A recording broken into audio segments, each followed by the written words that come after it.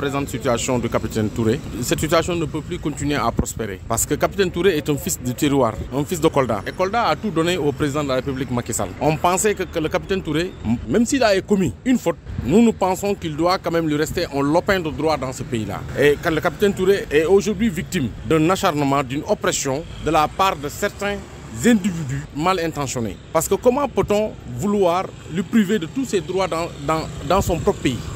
Le capitaine Touré est devenu un étranger au Sénégal. Et même les étrangers ont plus de droits que lui dans ce pays-là. Je pense qu'on doit pouvoir quand même respecter le capitaine Touré. Et nous demandons aux populations de Kolda d'être encore plus solidaires.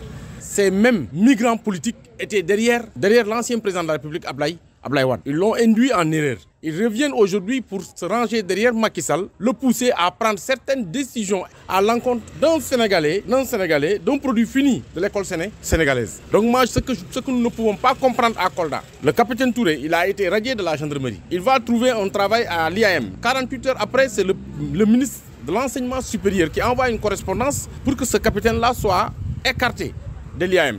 Il a été finalement recruté par Barthélémy Diaz à la mairie de Dakar. Maintenant, c'est le ministre du Travail qui entre dans la danse. Nous demandons au président de la République, le garant de la Constitution, le garant de la liberté des populations du Sénégal, vraiment de ne pas accepter d'être manipulé par des hommes qui ne sont mus que par leurs intérêts crypto-personnels. Des hommes qui ne meuvent qu'au gré de la météo politique. Nous leur demandons vraiment de laisser le capitaine Touré se battre pour garder sa dignité et préserver surtout les intérêts vitaux de sa famille, de ses enfants. On ne peut pas continuer à l'opprimer, à le brimer partout où il se rend.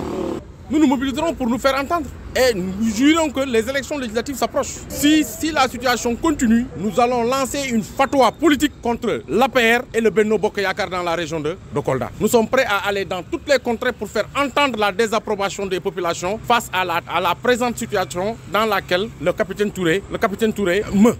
Le capitaine Touré est un fils digne de Kolda. Et nous demandons aux Koldois d'être encore plus solidaires. Parce que jusqu'à présent, nous n'avons encore entendu aucun responsable politique se prononcer par rapport à cette situation. Donc en s'attaquant au capitaine Touré, on s'attaque à tout le système éducatif local, à tous les dignes fils de la région de Kolda. Donc ce que nous demandons encore une fois de plus, qu'on épargne le capitaine Touré de ces complots insidieux, vraiment que ces gens, que ces individus, ces politiciens belliqueux aussi, arrêtent vraiment de s'attaquer à un paisible citoyen, un digne fils de la région de Kolda.